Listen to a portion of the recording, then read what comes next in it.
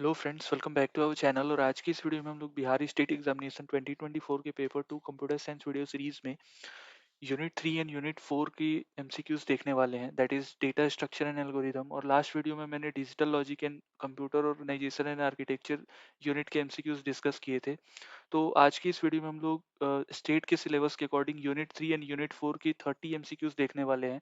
और अगर आपने कंप्यूटर साइंस के अदर यूनिट जैसे कि TOC, operating system, computer networking, DBMS जैसे यूनिट की इंपॉर्टेंट एमसीक्यूज की प्रैक्टिस करनी है, तो उसका लिंक भी वीडियो के डिस्क्रिप्शन में है। आप उसे जरूर चेक कर लीजिएगा, जिसपे मैंने प्रीवियस ईयर क्वेश्चन को भी कवर किया हुआ है। तो आज की इस वीडियो में हम लोग टॉप 30 एमसीक्यूज देखेंगे related to data structure and algorithm.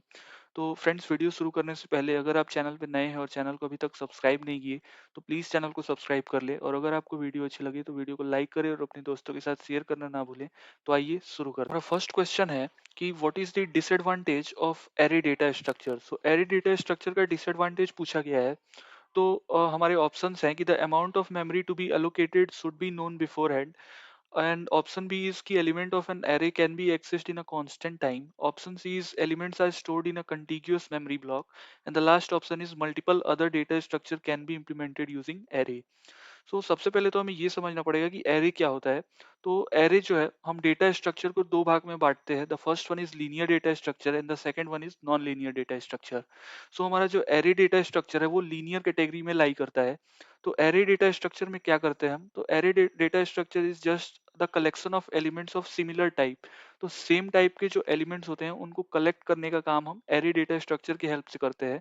And array data structure जो है, उसको हम बेसिकली कंटीग्यूअस मेमोरी ब्लॉक में जब एलिमेंट्स को स्टोर करना होता है, तब हम एरे डेटा स्ट्रक्चर का यूज करते हैं। कंटीग्यूअस मेमोरी ब्लॉक का मतलब कि जैसे कि ये एक मेमोरी ब्लॉक है और इस मेमोरी ब्लॉक में ये पर्टिकुलर ब्लॉक्स हैं, ये पर्टिकुलर एड्रेसेस हैं। तो इस एड्रेस पे लाइक कंटिन्यूअस वे में हम डेटा को स्टोर कर रहे होते हैं। तो फॉर एग्जांपल मेरा एरे का 0 इंडेक्स यहाँ होगा और एरे का 1 इंडेक्स यहाँ होगा, तो ये होता है कंटीग्यूअस मेमोरी ब्लॉक्स। तो हम एलिमेंट्स को एरे में कंटीग्यूअस मेमोरी ब्लॉक्स में ही स्टोर कर रहे होते हैं। द नेक्स्ट पॉइंट इज कि एरे डेटा स्ट्रक्चर को हम रिप्रेजेंट कैसे करते हैं, लाइक डिक्लेयर कैसे करते हैं। तो वो भी friends like programming by programming differ करता है। बट अगर एक कॉमन सिंटेक्स की अगर हम बात करें, तो जो हमारा सबसे पहले टाइप आता है, दैट मीन्स कि जो हमारा डेटा टाइप है वो, एंड देन हमारा ये square bracket, opening and closing square bracket, and then हमारा वेरिएबल का नेम, जो हम एरे का नेम रखने वाले हैं, वो चीज हमारा यहाँ पे आएगा। और ये बेसिकली हमारा कॉमन फॉर्म होता है। इसको कभी कभी कहीं कहीं पे आप देखोगे कि जो स्क्वायर ब्रैकेट है उसको लास्ट में भी लिखा जाता है। तो both are like same, like जो भी वैलिड डिक्लेरेशन है, ये दोनों के दोनों वैलिड डिक्लेरेशन है। और एक होता है जहाँ पे हम साइज को डिफाइन कर रहे होते हैं कि हमारा एरे जो है वो किस साइज का होगा। तो हम एरे जो है वो बेसिकली, हम एरे का साइज हम स्टार्टिंग पॉइंट पे डिफाइन कर दे रहे होते हैं कि हमारा एरे का जो साइज है वो बेसिकली 5 साइज है उसकी, या फिर उसका लेंथ 4 है। तो इस तरीके से हम साइज भी डिफाइन कर रहे होते हैं। तो ये सब डिफरेंट डिफरेंट डिक्लेरेशन है कैसे हम एरे को रिप्रेजेंट करते हैं अपने प्रोग्रामिंग में। तो आई एम होपिंग कि ये चीज क्लियर हुई होगी। तो इस क्वेश्चन में एरे का डेटा डिसएडवांटेज पूछा गया है। तो सबसे पहला चीज कि एरे में जो है हम साइज जो है, ये जैसे कि मैंने यहाँ 4 लिखा, तो ये 4 जो है ये चीज पहले ही मैंने डिक्लेयर कर दी। और एरे जो होता है वो इम्यूटेबल टाइप का होता है।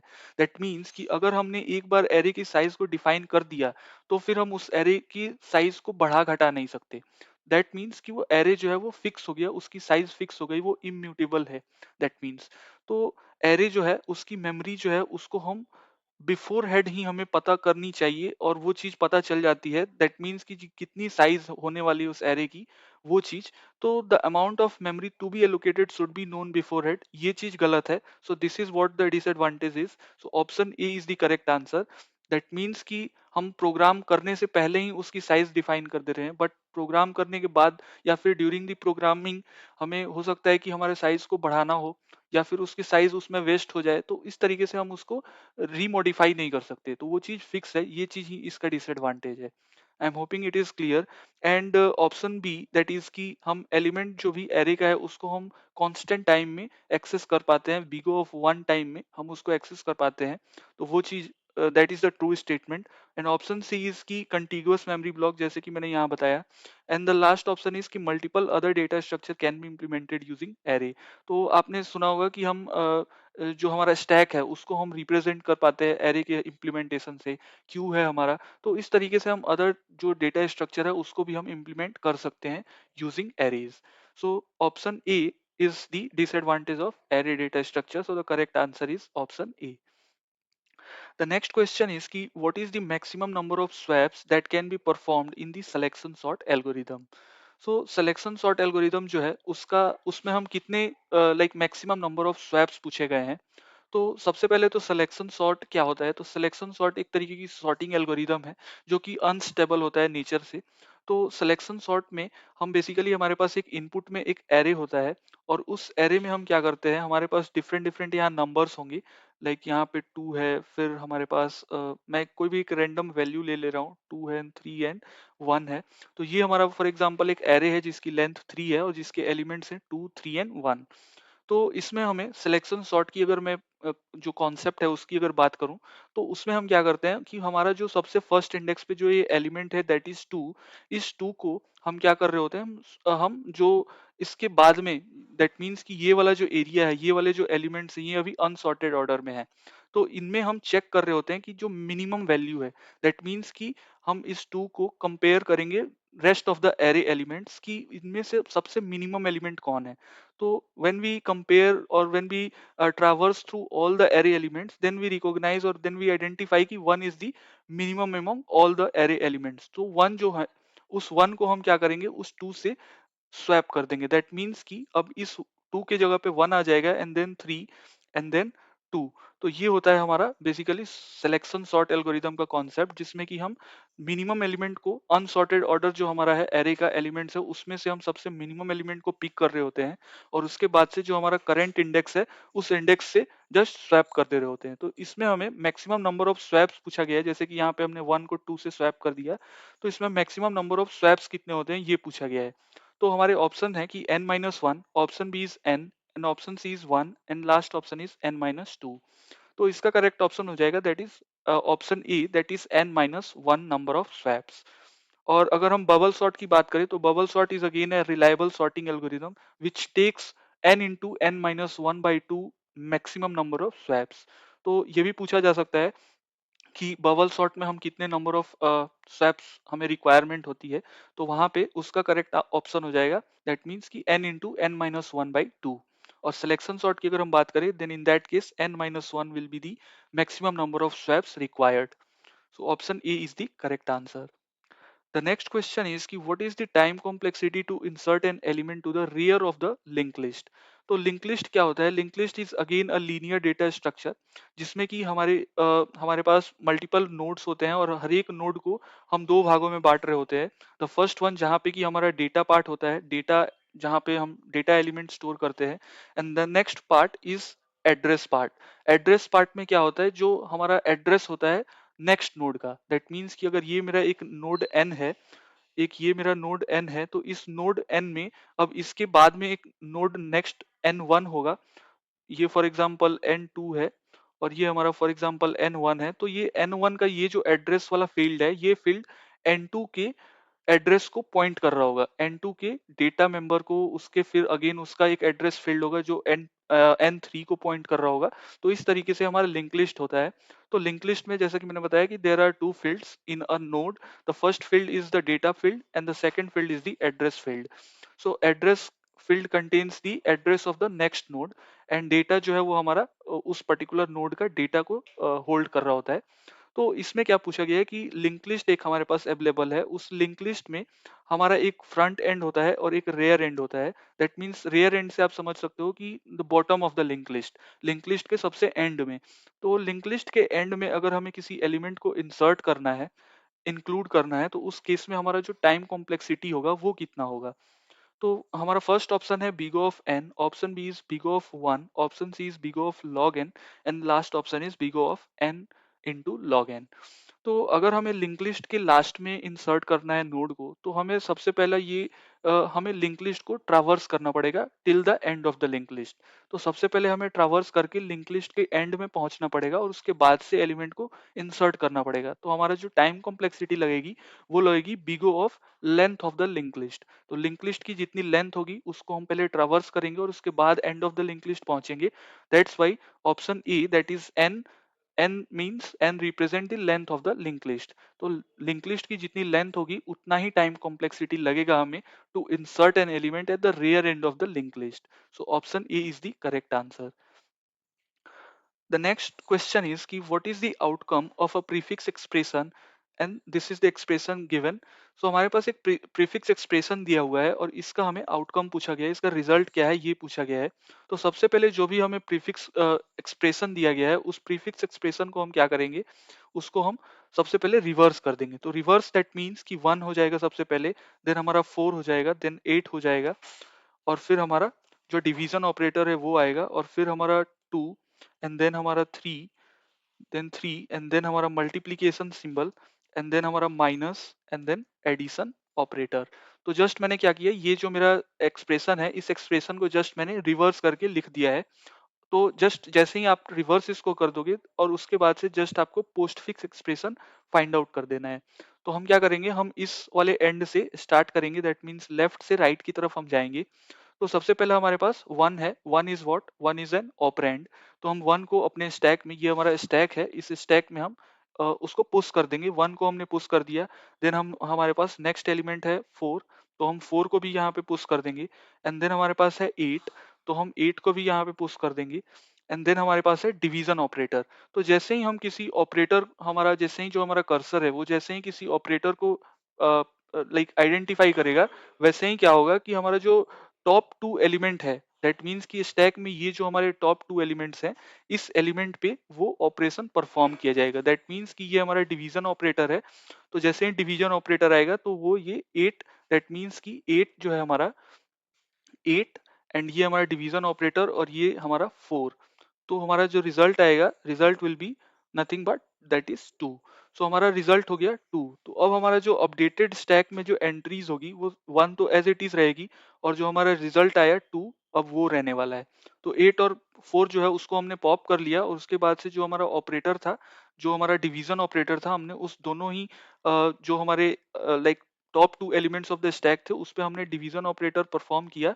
तो हमारा जो रिजल्ट आया उस रिजल्ट को हमने अगेन अपने स्टैक में पुश कर दिया। तो यहाँ पे अभी कौन कौन से एलिमेंट है, that is two and one. Then again हम लाइक हमारा कर्सर जो है वो मूव करेगा फ्रॉम लेफ्ट टू राइट। तो यहाँ पे नेक्स्ट एलिमेंट है टू। तो जब टू आएगा तो अगेन हम टू को हम पुश कर देंगे अपने स्टैक में। हमें जब हमें ऑपरेशन तभी परफॉर्म कर रहा है, हमें एलिमेंट्स को तभी पॉप करना है जब हम किसी ऑपरेटर को, हमारा जो कर्सर है वो फिगर आउट करेगा तभी। तो अभी हमारे पास टू था तो हमने टू को जस्ट पॉप कर दिया, पुश कर दिया अपने स्टैक में। अगेन हमारा जो कंट्रोल है वो थ्री को पॉइंट कर रहा है, हम अगेन थ्री को यहाँ पे पुश कर देंगे। तो हमारा अभी नेक्स्ट आ रहा है मल्टीप्लीकेशन। तो मल्टीप्लीकेशन दैट मीन्स की टॉप ऑफ द जो टू एलिमेंट है हमारे स्टैक में उस पे हम मल्टीप्लीकेशन ऑपरेशन परफॉर्म करेंगे। तो multiplication that means three into two, that will be six. तो हमारा जो एरे है वो अब हो जाएगा one, then again two and then हमारा next one is six. That means कि थ्री एंड टू को हमने मल्टीप्लाई कर दिया तो हमारा जो रिजल्ट आया सिक्स उसको हमने पुश कर दिया अगेन हमारा जो अपडेटेड स्टैक था एस। देन हमारा नेक्स्ट कंट्रोल मूव करेगा लेफ्ट साइड में। तो नेक्स्ट वन जो है वो है हमारा माइनस साइन। तो माइनस साइन जैसे ही आएगा तो फिर अगेन हम top of the two element जो हमारे स्टैक के होंगे उस पे हम अपना जो भी ऑपरेशन है वो परफॉर्म करेंगे। तो six minus two that will B four. तो फोर जो है उसको हम फिर अगेन हमारा जो स्टैक होगा उसमें हम पुश कर देंगे। तो वन आया और हमारा जो रिजल्ट था दैट विल बी फोर। तो हमने फोर को, ये six minus two that will B four, तो हमने इस फोर को अपने जो अपडेटेड स्टैक था उसमें पुश कर दिया। तो ये लीजिए यहाँ पे four and one will be our stack elements. Then आ रहा है हमारा प्लस। तो हमने हमें फिर इस टॉप टू एलिमेंट्स को अपने पॉप करेंगे और उस पे हम प्लस ऑपरेटर परफॉर्म करेंगे। तो four and one that will be five. So option C is the correct answer. और उसके बाद से हमारा स्टैक जो है वो फाइव एलिमेंट, दैट मीन्स की जो स्टैक का जो टॉप होगा उसमें हम फाइव को स्टोर कर रहे होंगे। यहाँ पे आपका four plus one that will be five will be stored, तो यहाँ पे आ जाएगा आपका 5। तो हमारा जो करेक्ट आंसर है वो है 5 after evaluating the prefix expression, so the outcome will be 5, so option C is the correct answer. Let's move on to the next question. कि if the element 1, 2, 3, 4 are inserted in a queue, so what would be the order of a removal? तो हमें elements दिया गया है, कुछ elements दी गई हैं जिसको हमें क्यू में, क्यू डेटा स्ट्रक्चर में इंसर्ट करना है और फिर उसको हमें रिमूव करना है। तो उसका ऑर्डर क्या होगा, लाइक जिस तरीके से हम रिमूव कर रहे होंगे एलिमेंट को, तो वो ऑर्डर क्या होगा एलिमेंट्स का, वो पूछा गया है। तो जैसे कि हमारा क्यू जो है वो भी फीफो प्रिंसिपल पे वर्क करता है। फीफो दैट मीन्स कि फर्स्ट इन फर्स्ट आउट, जो एलिमेंट सबसे पहले आएगा उस एलिमेंट को हम सबसे पहले रिमूव करेंगे।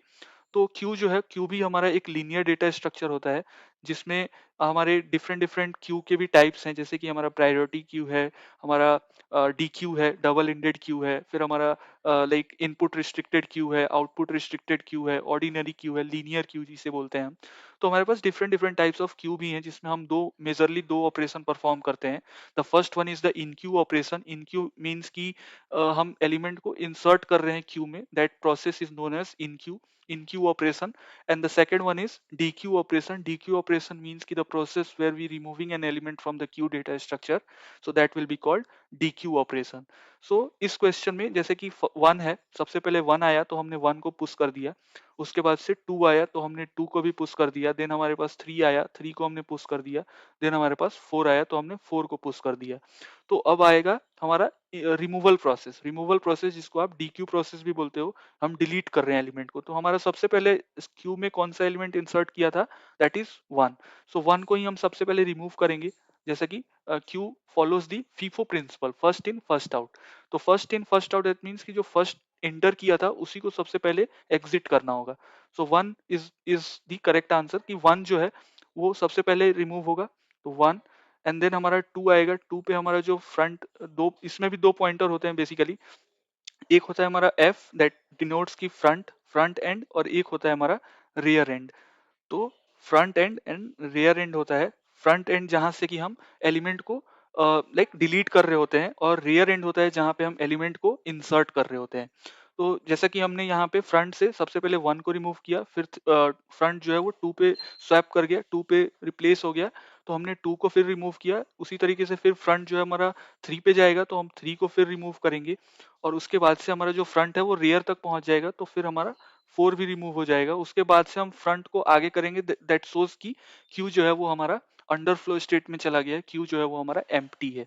तो इसका करेक्ट ऑर्डर क्या हो जाएगा, order of removal, that is option A, one, two and three and four. Let's move on to the next question कि what is the value of the postfix expression 6324 plus minus and multiply. So इसमें हमें like reverse तो करना नहीं है, क्योंकि इसमें हमें पोस्टफिक एक्सप्रेशन ही दिया गया है। और अगर हमें प्रीफिक्स दिया गया रहता है, जैसे लास्ट क्वेश्चन में, इस वाले क्वेश्चन में हमने हमें प्रीफिक्स पूछा गया था, तो हम इस एक्सप्रेशन को रिवर्स किए और उसके बाद से रिजल्ट फाइंड किए। बट अगर हमें क्वेश्चन में डायरेक्ट पोस्टफिक्स एक्सप्रेशन देगा तो हमें रिवर्स करने की जरूरत नहीं है। हम जस्ट जो हमारा क्यू का ऑपरेशन था उसको हम परफॉर्म करेंगे। तो एक बार फिर से करते हैं, जैसे कि सिक्स है, सिक्स को हमने पुश किया, फिर हमारा थ्री आएगा, फिर हमारा टू आएगा, और फिर हमारा फोर आएगा। यहाँ पे कोई बीच में ऑपरेटर नहीं था, दैट्स वाई हमारे सारे एलिमेंट जो है वो एक ही बार में स्टैक में पुश हो गए। अब हमारा प्लस ऑपरेशन आ रहा है, तो प्लस ऑपरेशन आएगा तो four plus two that is six, तो हम सिक्स को यहाँ पे इंसर्ट कर देंगे। दैट मीन्स कि यहाँ पे सिक्स रहेगा, थ्री रहेगा, और लास्ट वाला सिक्स एज इट इज रहने वाला है। तो यहाँ पे फोर और टू पे हमने क्या किया, जस्ट प्लस ऑपरेशन परफॉर्म किया, so the result will be six, and then we just push it into the stack. So हमारा जो अभी करंट स्टैक में एलिमेंट्स है वो है six, three and six. Then हमारा माइनस ऑपरेशन आ रहा है, तो माइनस ऑपरेशन इज व्हाट, हमारा सिक्स एंड थ्री। तो हम यहाँ पे क्या करेंगे, माइनस ऑपरेशन परफॉर्म करेंगे, that will be three, three and then minus six. So three and minus six will be how much, will be minus three. So minus three जो है वो अगेन हम अपने स्टैक में पुश करेंगे।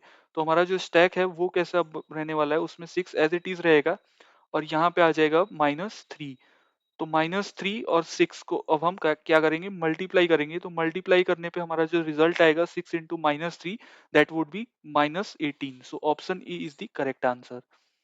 The next question is कि which is the most appropriate data structure for reversing a word. तो हमें एक स्ट्रिंग दिया गया है, हमें एक वर्ड दिया गया है, उस वर्ड को हमें जस्ट रिवर्स करना है। जैसे कि आप एग्जांपल के लिए ले सकते हो, जैसे कि हमारा फॉर एग्जांपल वर्ड है ए बी सी।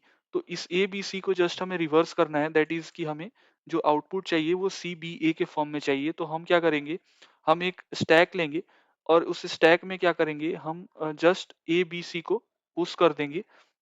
यहाँ पे हमारा सबसे पहले ए आएगा, फिर हमारा बी आएगा और फिर हमारा यहाँ पे सी आएगा। तो उस तरीके से हम उसके बाद क्या करेंगे, अपने एलिमेंट्स को जस्ट रिमूव कर देंगे स्टैक से। तो जो एंट्रीज आएगी, क्योंकि स्टैक जो है वो last in first out principle पे वर्क करता है, तो जो रिजल्ट आएगा वो आएगा सी बी एंड ए। सो यही हमें चाहिए भी था ऑप्शन। अगर आप देखोगे यहाँ पे हमारा वर्ड जो था वो ए बी सी था और हमारा जो आउटपुट जो रिजल्ट था वो था सी बी ए। तो अगर हम स्टैक की यूज करेंगे तो stack follows the LIFO principle, that's why C B A ये हमें दे देगा इजिली। तो हम to reverse a word we use stack data structure. So option A is the correct answer. The next question is कि which matrix has most of the elements not all as a zero. सो हमें इस question में पूछा गया है कि हमारे पास एक 2D एरे है, एक मैट्रिक्स है जिसमें कि मोस्ट ऑफ द एलिमेंट्स जो हैं वो जीरो होने चाहिए। तो उस तरह के मैट्रिक्स को हम क्या बोलेंगे, जिसमें कि हमारा मोस्ट ऑफ द एलिमेंट्स जो है वो जीरो है, not all but most of the zero जो है वो हमारा लाइक जीरो है। तो उस तरह से उस मैट्रिक्स को हम क्या बोलते हैं, तो उस मैट्रिक्स को हम बोलेंगे, हमारे ऑप्शंस हैं, first option is identity matrix, option B is unit matrix, option C is sparse matrix and the last option is zero matrix. So a matrix that contains most of the elements as a zero, so that matrix is known as a sparse matrix. So option C is the correct answer. The next question is कि which of the following is false about a binary search tree. सो इनमें से कौन सा statement जो है वो हमारा बाइनरी सर्च ट्री को लेके गलत है। तो हमारा फर्स्ट ऑप्शन है कि the left child is always lesser than its parent, option B is the right child is always greater than its parent, option C is the left and the right sub tree should always be binary search tree, and option C is in order sequence gives decreasing order of the element. तो binary search tree में सबसे पहले तो हमारा हमें एक चीज पता होना चाहिए कि हमारा जो बाइनरी सर्च ट्री है उसमें फॉर एग्जांपल यहाँ पे जो हमारा रूट नोड है इसका फॉर एग्जांपल जो वैल्यू है वो फॉर एग्जांपल 3 है, और जो इसकी लेफ्ट लेफ्ट सब ट्री होगा, लेफ्ट सब ट्री, उसमें उस रूट नोड से वैल्यू जो है वो हमेशा छोटी ही होनी चाहिए। और ये जो हमारा राइट सब ट्री है, इस राइट सब ट्री में हमारा जो वैल्यू है वो हमेशा रूट नोड से बड़ी होनी चाहिए। तो जैसा कि यहाँ पे 3 है और 3 का ये लेफ्ट सब ट्री है, इस लेफ्ट सब ट्री में हमने 1 दिया हुआ है, और ये हमारा राइट सब ट्री है जिसमें कि हमने 3 से बड़ी वैल्यू दी गई है, जैसे कि यहाँ पे 5 है वैल्यू। तो उसमें पूछा गया है कि इनमें से कौन सा स्टेटमेंट गलत है। तो left child is always lesser than its parents, so that is true. जो लेफ्ट चाइल्ड होगा वो हमेशा पेरेंट से छोटा ही होगा। द नेक्स्ट ऑप्शन इज कि the right child is always greater than its parents, so that is also true. Right जो sub tree है उसकी वैल्यू जो होगी वो ऑलवेज ग्रेटर होगी from its parent. And the next option is कि the left and the right sub tree should always be a binary search tree. तो ये भी स्टेटमेंट सही है, क्योंकि अब इसके अगर आगे आप जाओगे तो यहाँ पे फॉर एग्जांपल मैंने 0 दे दिया लेफ्ट सब ट्री में, और यहाँ पे हमारा जो राइट सब ट्री है इसमें मैंने फॉर एग्जांपल 2 दे दिया। तो अगर इसको आप देखोगे तो ये 1 जो है, इस 1 से लेफ्ट सब ट्री की वैल्यू जो है वो छोटी है, और जो इस 1 का जो राइट सब ट्री है उसका वैल्यू 2 है, तो 2 जो है वो 1 से बड़ा है। तो ये जो ऑर्डर है ये सब ट्री में भी मेंटेन होना चाहिए। So that is what binary search tree tells. So option C is also correct, but the option D is की इन ऑर्डर सीक्वेंस। तो in order sequence that means कि binary tree को हम total 3 traversal कर रहे होते हैं। The first one is pre-order, the second one is in order, the third one is post order. सो इस क्वेश्चन में जैसे कि हमें इन ऑर्डर दिया गया है, तो जब हम इन ऑर्डर करते हैं तो इन ऑर्डर में हमारा क्या सीक्वेंस होता है। तो इन ऑर्डर में हमारा सीक्वेंस होता है, सबसे पहले कि हम कर रहे होते हैं अपना लेफ्ट सब ट्री को, लेफ्ट सब ट्री के बाद हम हमारा इन ऑर्डर में होता है रूट का ट्रावर्सल, और रूट करने के बाद हमारा होता है राइट सब ट्री। तो इस केस में अगर आप देखोगे फॉर एग्जांपल मैं इस वाले पोर्शन को अभी के लिए हटा सकते हो आप, ये वाला जो पोर्शन है इसको आप हटा सकते हो नीचे वाला। आप अगर इसको ट्रावर्स करोगे तो सबसे पहले हमारा लेफ्ट है, तो लेफ्ट दैट मीन्स कि 1 आ जाएगा, और उसके बाद से हमारा रूट है तो रूट का हमारा 3 आ जाएगा, एंड देन हमारा नेक्स्ट है 5, तो यहाँ पे 5 आ जाएगा। तो अगर आप इसको ऑब्जर्व करोगे तो ये चीज असेंडिंग ऑर्डर में आ रहा है, ascending order of the element है। और इस क्वेश्चन में बोला गया है कि इन order sequence give decreasing order of element, so that is not true. So option D is the correct answer. In order sequence always give the elements in the ascending order. So option D is the false statement about a binary search tree. The next question is कि what is the speciality about the in order traversal of a binary search tree? तो ये भी question मिलता जुलता ही है, जिसमें कि in order traversal, जैसे कि मैंने अभी बताया कि इन ऑर्डर ट्रावर्सल में हम सबसे पहले लेफ्ट सब ट्री को ट्रावर्स करते हैं, देन रूट, एंड देन हमारा राइट सब ट्री। तो इसमें जैसे कि मैंने अभी बताया कि जो इन ऑर्डर ट्रावर्सल है उसमें हम एरे के या फिर ट्री के जो भी एलिमेंट्स होते हैं वो हमेशा इंक्रीजिंग ऑर्डर में, उसको हम असेंडिंग ऑर्डर में ही ट्रावर्स कर रहे होते हैं। सो इसके हमारे ऑप्शंस हैं कि it traverse a non increasing order, that means decreasing order, so that is not true. हमेशा ये असेंडिंग ऑर्डर में ही रहने वाला है। So option B is the correct statement, that is it traverse in a increasing order. So option B is the correct answer. The next options are, option C is it traverses in a random fashion, so that is not true. Option D is it traverses based on the priority of the node, so that is also not true. So it traverses in an increasing order, so option B is the correct answer. The next question is कि what are the worst case and the average case complexity of a binary search tree? So binary search tree में हम जो भी operation कर रहे होते हैं, जैसे insert operation, search operation, delete operation, तो उस सब ऑपरेशन में वर्स्ट केस और एवरेज केस टाइम कॉम्प्लेक्सिटी में क्या टाइम कॉम्प्लेक्सिटी होती है, रनिंग टाइम कॉम्प्लेक्सिटी क्या होती है, ये पूछा गया है। सो अगर हम वर्स्ट केस की बात करें तो हमारा बीएसटी में चाहे कोई भी ऑपरेशन हो, इंसर्ट हो, सर्च हो, डिलीट हो, उस केस में हमेशा वर्स्ट केस में big O of n time complexity ही रिक्वायर होती है बीएसटी में। एंड अगर एवरेज केस की बात करें तो एवरेज केस में या फिर बेस्ट केस की बात करें तो उसमें हमेशा कोई भी ऑपरेशन हो, सर्च हो, डिलीट हो, इंसर्ट हो, उसमें हम हमेशा big O of log and running time complexity की रिक्वायरमेंट होती है। So option D is the correct answer कि वर्स्ट केस में big O of N and average case में big O of log N. The next question is कि what is the worst case time complexity of inserting a node in a doubly linked list? So doubly linked list में हमें किसी node को insert करना है तो उसमें वर्स्ट केस टाइम कॉम्प्लेक्सिटी क्या होगी?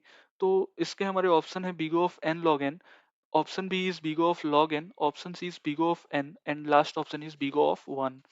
तो फ्रेंड्स अगर डब्ल्यू लिंक लिस्ट में और इसमें ये लोकेशन नहीं दिया गया है, पोजीशन नहीं दिया गया है कि हम इंसर्ट कर रहे हैं नोड को या बिगनिंग में कर रहे हैं या फिर like and of the link list कर रहे हैं, देन अगर नहीं गिवन है तो फिर आप ऐसा समझ के चलो कि end of the link list ही करना है हमें। तो अगर end of the link list हमें करना है किसी एलिमेंट को इंसर्ट डब्ल्यू लिंक लिस्ट में, तो हमारा जो वर्स्ट केस टाइम कॉम्प्लेक्सिटी होगा that will be big O of N. So जो भी लिंक लिस्ट की लेंथ होगी, डब्ल्यू लिंक लिस्ट की लेंथ होगी, उस लेंथ को हमें पहले ट्रावर्स करना होगा और उसके बाद से हमें लाइक लास्ट जो हमारा नोड होगा लिंक लिस्ट का वहां पे पहले पहुंचना होगा और उसके बाद से हम एलिमेंट को इंसर्ट करेंगे। द नेक्स्ट क्वेश्चन इज कि what is the time complexity of pre order traversal in an iterative fashion? So pre order में क्या होता है, प्री ऑर्डर ट्रावर्सल भी बाइनरी ट्रीज ट्रावर्सल में ही हम यूज करते हैं। तो प्री ऑर्डर जो है, प्री ऑर्डर में हम प्री ऑर्डर में हमारा जो टेक्निक है, जो हमारा ट्रावर्सल रूल है, उसमें हम सबसे पहले रूट को हम ट्रावर्स करते हैं। रूट के बाद से हमारा लेफ्ट पार्ट आता है, लेफ्ट सब ट्री जो है वो हमारा आता है, एंड देन हमारा आता है राइट सब ट्री को हम ट्रावर्स कर रहे होते हैं।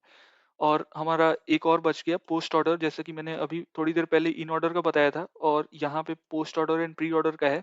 तो पोस्ट ऑर्डर में हम क्या करते हैं, सबसे पहले हमारा लेफ्ट होता है और उसके बाद से हमारा राइट आ जाता है, राइट सब ट्री, और फिर आता है हमारा रूट। सबसे लास्ट में जो हमारा पेरेंट नोड है वो फिर ट्रावर्स होता है। तो पोस्ट ऑर्डर का ये लाइक सीक्वेंस है।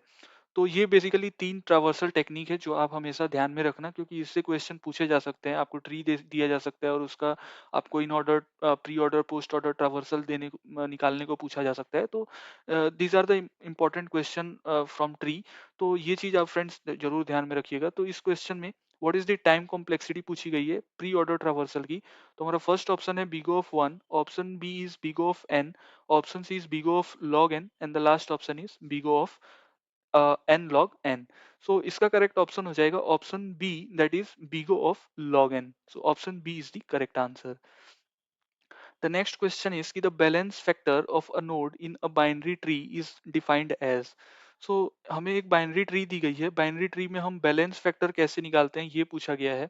तो बैलेंस फैक्टर क्या होता है, जैसे कि आपने एवीएल ट्री का नाम सुना होगा। एवीएल ट्री में हम उसको सेल्फ बैलेंस बाइनरी ट्री बोलते हैं। हमारे पास रेड ब्लैक ट्री है, हमारे पास स्प्लिट ट्री होता है। तो ये डिफरेंट डिफरेंट ट्रीज हैं जो कि बैलेंस फैक्टर को सपोर्ट करती है। तो बैलेंस फैक्टर में क्या होता है कि हम बैलेंस फैक्टर कैलकुलेट कर रहे होते हैं हर एक नोड के लिए।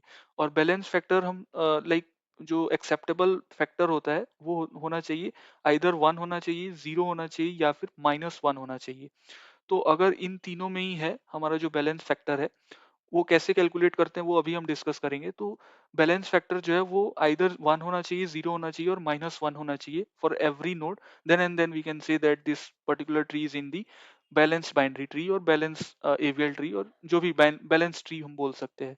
तो बैलेंस फैक्टर हम कैलकुलेट कैसे करते हैं, तो जैसे कि आप ये देख सकते हो, एक आपको ट्री दिया हुआ है, और इस ट्री में जैसे कि ये अगर आप नोड की बात करोगे तो ये हमारा लीफ नोड है, क्योंकि इसका कोई भी फर्दर चाइल्ड नहीं है, तो ये हमारा लीफ नोड होगा।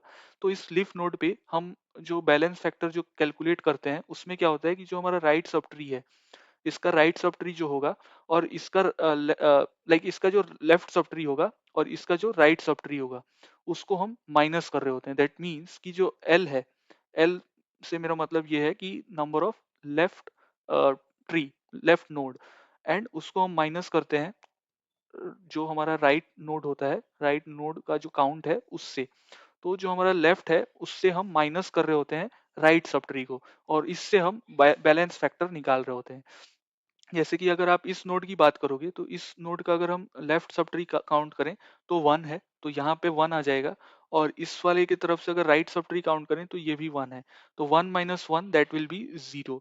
तो ये जो है, इतना अगर ट्री की हम बात करें, इस सब ट्री की अगर हम बात करें, तो ये जो है ये अभी बैलेंस्ड है।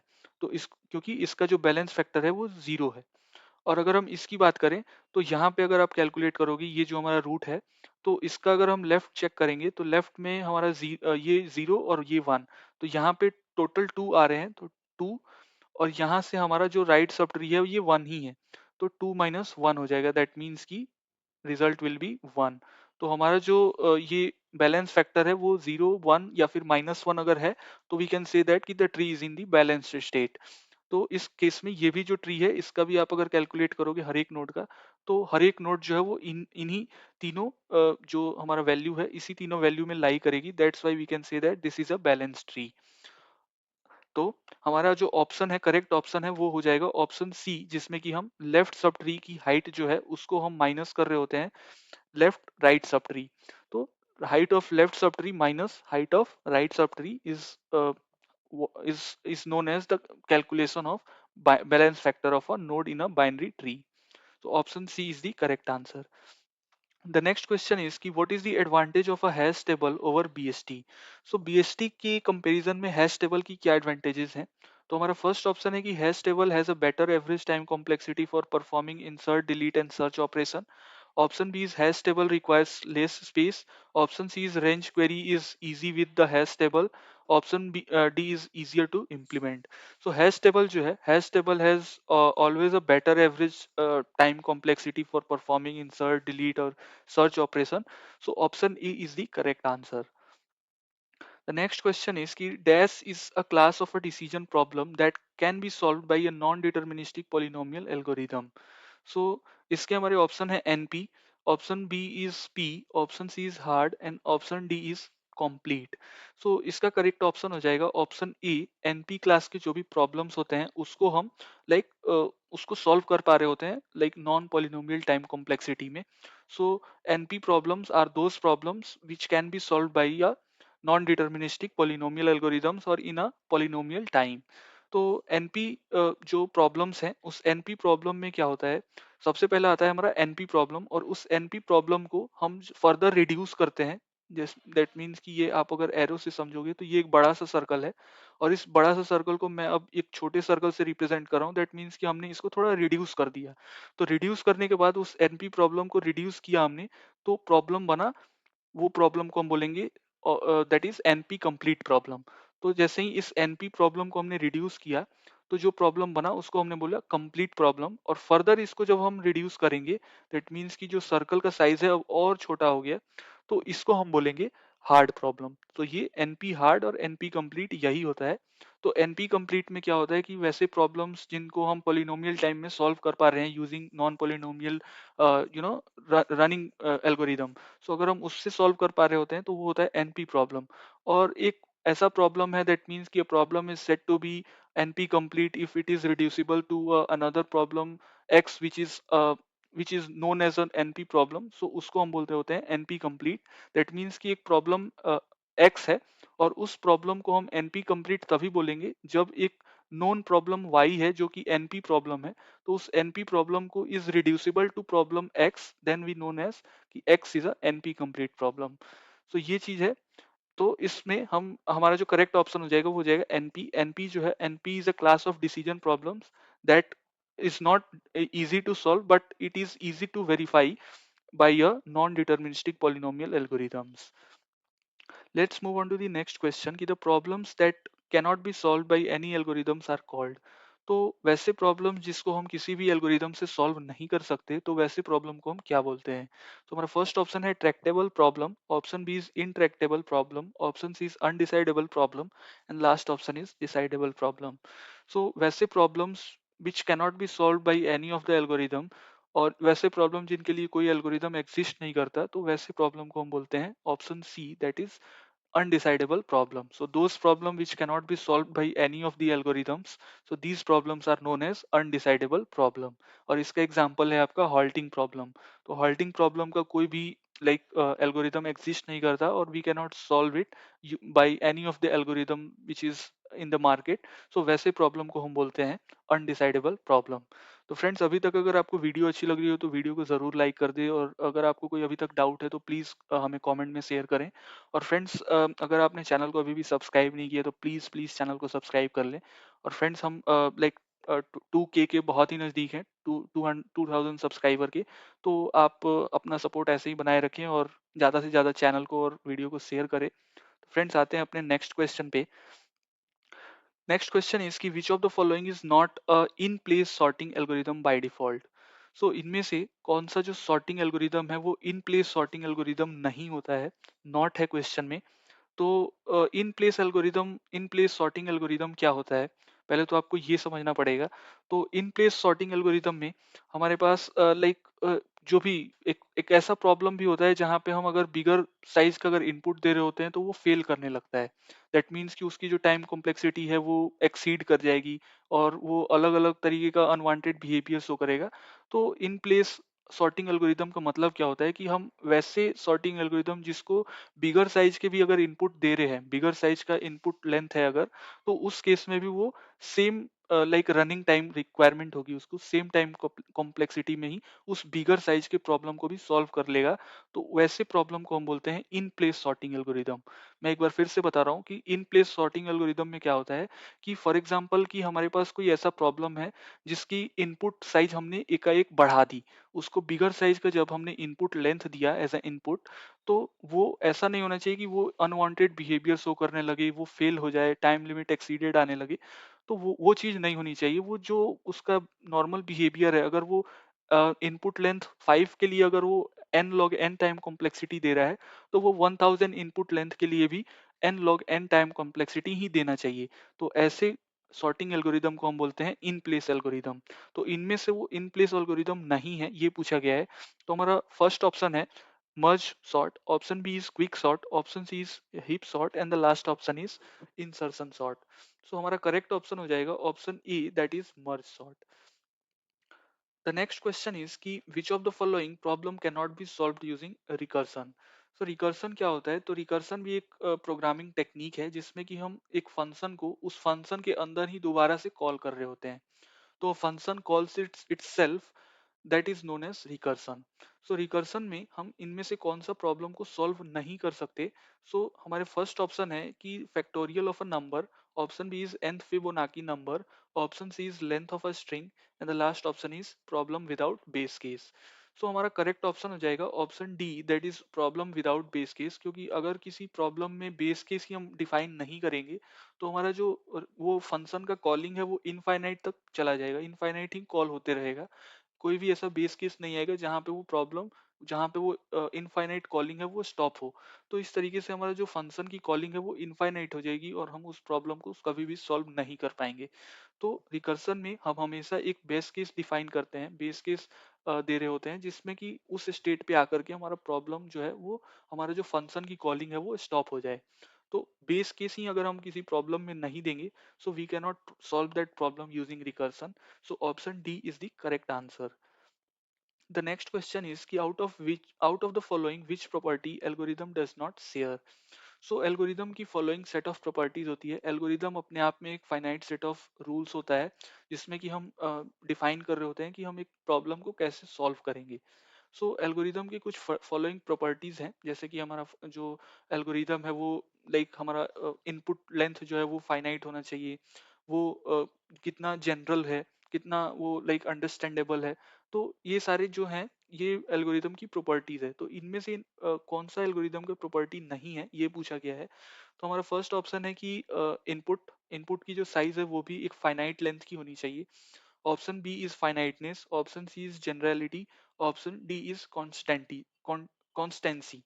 So option D is the correct answer. Constancy is the correct answer. Constancy is not any of the properties of algorithm. So option D is the correct answer. The next question is कि the operation of processing each elements in the list is known as. So list में हम elements को process कर रहे होते हैं, उस operation को क्या बोला जाता है?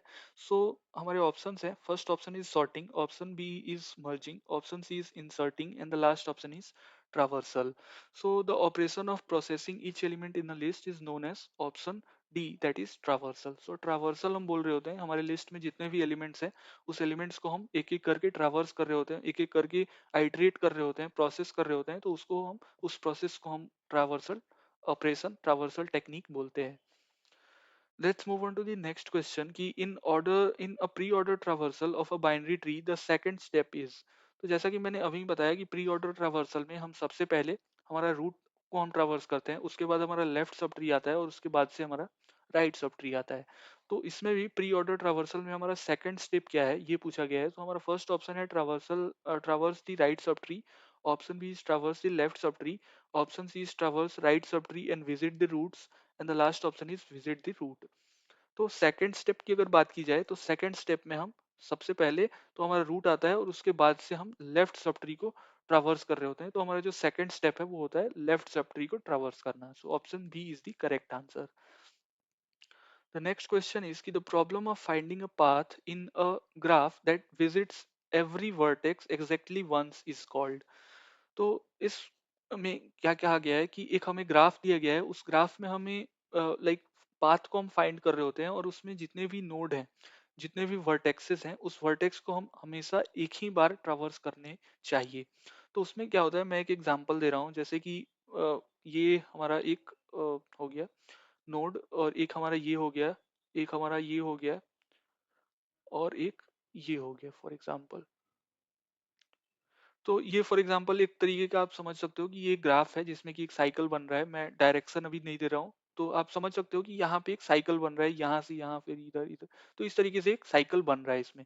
तो इसमें क्या है कि हमें एक पाथ फाइंड करना है. फॉर एग्जांपल इसमें कोई सा भी आप एक स्टार्टिंग नोड ले लो और उस स्टार्टिंग नोड से हमें हर एक नोड को एक ही बार ट्रैवर्स करते हुए वापस से उसी स्टार्टिंग नोड पे पहुंचना है. तो ऐसा हमें लाइक पाथ फाइंड करना होता है. तो उस तरह के प्रॉब्लम को हम क्या बोलते हैं? तो हमारा फर्स्ट ऑप्शन है Hamiltonian path problem, option B is Hamiltonian cycle problem, option C is subset sum problem and the last option is turnpike reconstruction problem. So इसका करेक्ट ऑप्शन हो जाएगा option A Hamiltonian path problem. Hamiltonian path problem में हम path को find कर रहे होते हैं और अगर साइकिल, हैमिल्टोनियन साइकिल की बात की जाए तो उसमें हम हैमिल्टोनियन साइकिल, दैट मीन्स कि साइकिल कैसे कैसे बन रहा है वो चीज हम डिटेक्ट कर रहे होते हैं. तो उस केस में अगर साइकिल पूछ दिया रहता तो वहां पे हमारा हैमिल्टोनियन साइकिल ऑप्शन करेक्ट रहता. यहाँ पे हमें पाथ फाइंड करने को बोला गया है तो यहाँ पे Hamiltonian path problem is the best answer. और इसमें ही हैमिल्टोनियन प्रॉब्लम में ही हमारे पास दो और भी टर्म यूज किए जाते हैं. एक होता है हमारा पेंडेंट वर्टेक्स और एक होता है हमारा जो आर्टिकुलेशन पॉइंट होता है. जैसे कि अगर मैं इस ग्राफ को ही थोड़ा और एक्सटेंड कर दूं, जैसे कि एक हमारा यहाँ पे नोड है और एक हमारा ये नोड है. तो इस नोड पे इस अगर हम इस पोर्शन को अगर हम यहाँ से डिवाइड कर दें तो हमारा ये जो दो नोड हैं ये डिवाइड हो जाएंगे। तो इस पॉइंट को ही हम बोलते हैं आर्टिकुलेशन पॉइंट, और इस वर्टेक्स को हम बोलते हैं पेंडेंट वर्टेक्स। तो अगर कोई भी ग्राफ में पेंडेंट वर्टेक्स है या फिर आर्टिकुलेशन पॉइंट है, तो ये चीज एक कंक्लूजन सा है कि अगर किसी भी ग्राफ में पेंडेंट वर्टेक्स है या फिर आर्टिकुलेशन पॉइंट है, तो उसमें कभी भी हैमिल्टोनियन साइकिल एग्जिस्ट नहीं करेगा। तो ये भी फ्रेंड्स एक डिराइव्ड कंक्लूजन है, आप इसको भी याद रखिएगा कि if any of the graph contains a single pendant vertex or contains any articulation point, then that means that there is no Hamiltonian cycle exist in a particular graph. So option A for this particular question, जहाँ पे हम finding a path कह रहा है और जहाँ पे एक हमारा स्टार्टिंग नोड होगा और उस स्टार्टिंग नोड से हर एक नोड पे हमें जाना है और वो हर एक नोड एक ही बार ट्रैवर्स होगा। जैसे कि फॉर एग्जांपल आप इधर से जाओगे, फिर इस वाले नोड पे आओगे, फिर इधर से जाओगे, फिर इधर से जाओगे, तो इस तरीके से आप दोबारा से स्टार्टिंग नोड पे पहुंच जाओगे। तो ये होता है हमारा हैमिल्टोनियन पाथ प्रॉब्लम। और पेंडेंट जैसे मैंने बताया और आर्टिकुलेशन पॉइंट जो मैंने बताया, तो वो चीज आपको क्लियर हुई होगी। जैसे कि मैं एक बार और बता देता हूँ, पेंडेंट वर्टेक्स क्या होता है कि ये जो वर्टेक्स है, ये वर्टेक्स दैट मीन्स कि जहाँ पे से आप अगर डिवाइड करो तो हमारा जो ग्राफ का जो अदर नोड्स है वो डिवाइड हो जाए, सेपरेट हो जाए, तो वो होता है पेंडेंट वर्टेक्स। और उसी में ये जो पॉइंट है, ये जिस पॉइंट से आप डिवाइड कर रहे हो और हमारा जो ग्राफ का नोड है वो सेपरेट हो जा रहा है, तो वो उस पॉइंट को हम बोलते हैं articulation point. Let's move on to the next question कि हैमिल्टोनियन पाथ प्रॉब्लम इनमें से कौन सा है। तो हमारा फर्स्ट ऑप्शन है NP problem, option B is N class problem, option C is P class problem and the last option is NP complete problem. तो हैमिल्टोनियन पाथ प्रॉब्लम जो है वो हमारा एनपी कंप्लीट प्रॉब्लम है। एनपी कंप्लीट प्रॉब्लम में हम Hamiltonian path problem को categorise कर रहे होते हैं। और हैमिल्टोनियन पाथ प्रॉब्लम का जो टाइम कॉम्प्लेक्सिटी होता है वो big O of N, N for example आपका लेंथ है, और n का फैक्टोरियल जो है वो हमारा इसकी टाइम कॉम्प्लेक्सिटी होती है। So order of n complexity is the time complexity of Hamiltonian path problem. Let's move on to the next question कि what is the worst case time complexity of binary search using recursion। So recursion या फिर iterative approach है, आपको जो भी दिया गया है उसमें से आपको बाइनरी सर्च को इम्प्लीमेंट करना है और उस बाइनरी सर्च में आपकी वर्स्ट केस टाइम कॉम्प्लेक्सिटी पूछी गई है। तो हमारा फर्स्ट ऑप्शन है big O of N log n, option B is big O of log n, option C is big O of N and the last option is big O of n square. So इसका correct option हो जाएगा option B, big O of log N. So worst case time complexity की अगर हम बात करें तो बिगो जो बाइनरी सर्च है वो हमारा big O of log N time complexity लेता है। नेक्स्ट क्वेश्चन इज कि binary search can be categorised into which of the following. So binary search को हम इनमें से कौन सी टेक्निक में लाइक लाई करता है। तो बाइनरी सर्च में हम क्या करते हैं, हमारा जो भी एक बड़ा सा एरे होता है उस एरे में हम किसी एलिमेंट को फाइंड कर रहे होते हैं। तो हम उस एरे को सबसे पहले दो सब एरेज में डिवाइड करते हैं। लाइक हम सबसे पहले मिड एलिमेंट फाइंड करेंगे और फिर हमारा जो एक लेफ्ट पार्ट बनेगा जो कि स्टार्टिंग दैट मीन्स जीरो से लेके मिड माइनस वन तक होगा, और एक होगा हमारा मिड प्लस वन से like last of the array. So उस तरीके से हम लाइक हमारे एरे को डिवाइड करते हैं और फिर फर्दर जब तक हमारा जो रिजल्ट तक हम ना पहुंच जाए तब तक हम एरेज को फर्दर डिवाइड कर रहे होते हैं। तो ये चीज हमारा कौन सा टेक्निक है, तो हमारा फर्स्ट ऑप्शन है brute force technique, option B is divide and conquer, option C is greedy and the last option is DP dynamic programming. So divide and conquer approach हम यूज कर रहे होते हैं बाइनरी सर्च में। Divide and conquer में जो भी हमारा प्रॉब्लम है उस प्रॉब्लम को हम सब प्रॉब्लम्स में डिवाइड करते हैं और उसके बाद से उसके प्रॉब्लम तक पहुंचते हैं। उसके बाद से जैसे ही उसकी जो सब प्रॉब्लम्स है उसका जैसे ही प्रॉब्लम उसका सॉल्यूशन फाइंड हो गया, तो फिर हम उस सब प्रॉब्लम्स के सॉल्यूशन को कंबाइन करके और फिर हम बिगर प्रॉब्लम के सॉल्यूशन को फाइंड कर रहे होते हैं। तो हमारा option B divide and conquer जो है इस प्रिंसिपल को बाइनरी सर्च इंप्लीमेंट कर रहा होता है। So option B is the correct answer. The next question is कि what procedure is being followed by Floyd Warshall algorithm.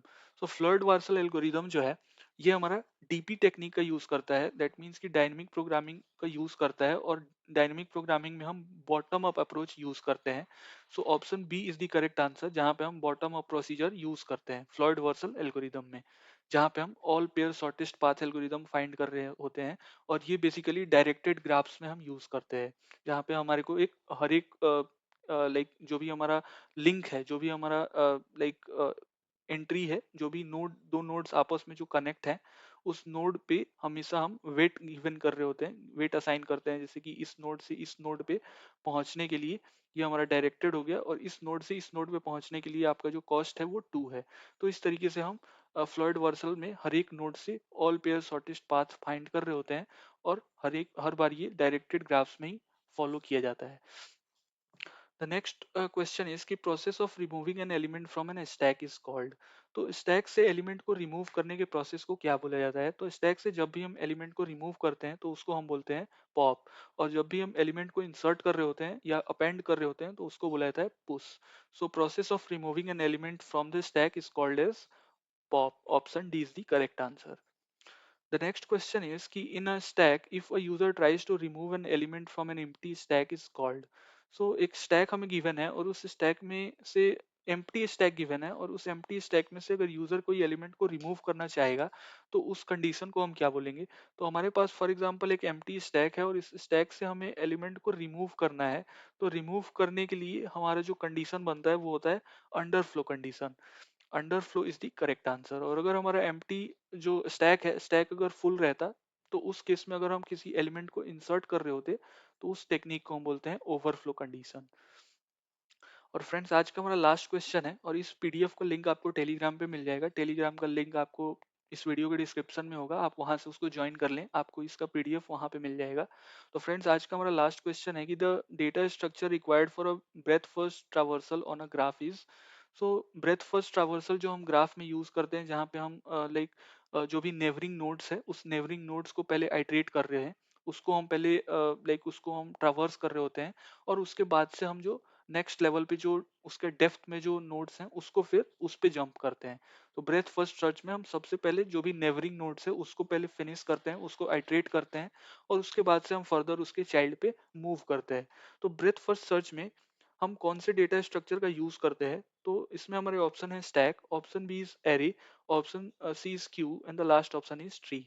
So data structure required for breadth first traversal on a graph is option C, that is queue. और अगर depth first search रहता है तो depth first search में हम stack का use करते हैं, और ब्रेथ फर्स्ट सर्च में हम क्यू डेटा स्ट्रक्चर का यूज करते हैं। तो फ्रेंड्स ये थे आज के कुछ top 30 important MCQs related to data structure and algorithm. And I am hoping friends की जो भी चीजें कॉन्सेप्ट एंड एमसीक्यूज आपको क्लियर हुए होंगे। And if you have any doubt then you please post your doubts in the comment section, and friends do not share your scores in the comment section as well। तो friends मिलते हैं फिर next video में। और अगर आपने video को like नहीं किया, अगर आपको वीडियो अच्छी लगी हो तो प्लीज़ वीडियो को लाइक कर दें और अपने दोस्तों के साथ शेयर करना ना भूलें। और फ्रेंड्स अगर आपने चैनल को अभी भी सब्सक्राइब नहीं किया तो प्लीज़ प्लीज़ चैनल को सब्सक्राइब कर लें। तो मिलते हैं फ्रेंड्स नेक्स्ट वीडियो में, तब तक के लिए bye and thanks for watching.